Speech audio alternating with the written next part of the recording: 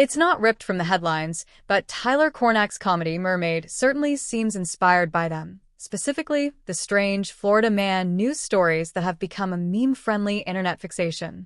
In the midst of a Jaws parody opening centered on a monstrous murder at sea, the film takes a pause for a title card labeling the story as a love letter to Florida. But the drug-addled shenanigans that follow strive for more than gawking spectacle. Though assembled from zany fixtures, like a strip club-based mafia and a man-eating fish creature, Cornack's filmmaking is defined by a disarming soulfulness, marinating in the melancholy of its slacker hero. It makes for a punishing, self-imposed mood of aggrievement, which seems alien and uninformed by the film's genre-fawning endgame. Though Mermaid doesn't take long after its opening to arrive at the awkward Doug, Johnny Pemberton, you'd be forgiven if it takes a beat to register his plight. It would probably take Doug a while, too.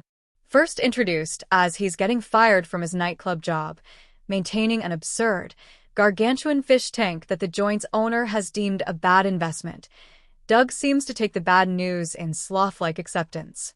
The haze is a symptom of his Percocet addiction, which has stilted his relationships with his grade school-aged daughter, Devin McDowell, and ex-partner, Nancy McCrum.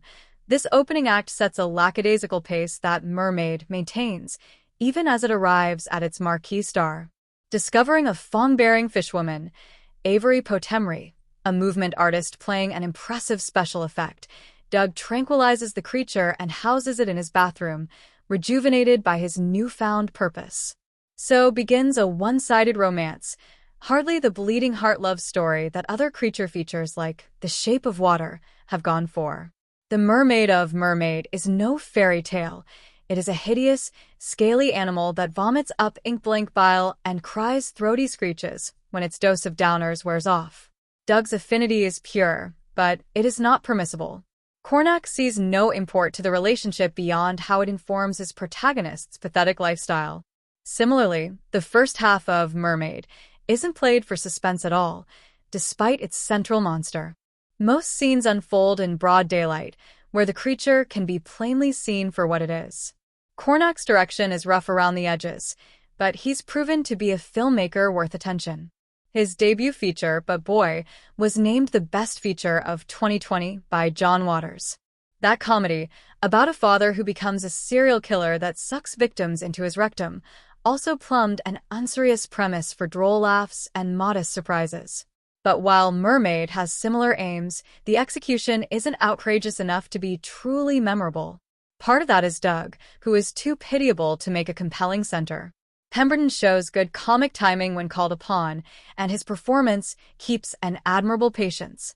Mermaid plays like the story of a man rousing from slumber, coming into consciousness.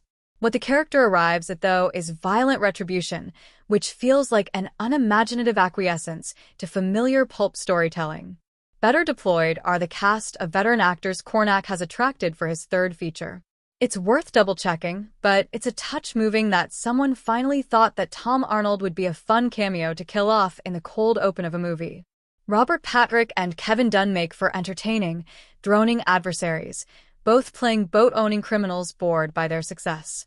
And Kevin Nealon has never been as refreshing or as underutilized as he is here, playing the affable new beau to Doug's ex, the moneyed but equally dim foil to the film's hero.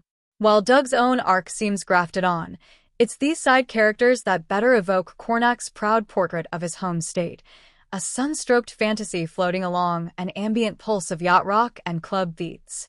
The Mermaid is meant to disrupt that ecosystem and destabilize its inhabitants, but there comes a point when Cornack's film suffers from organizing a climax around its ornamental creature. The more heartbreaking Floridian peripheries all but fade from view.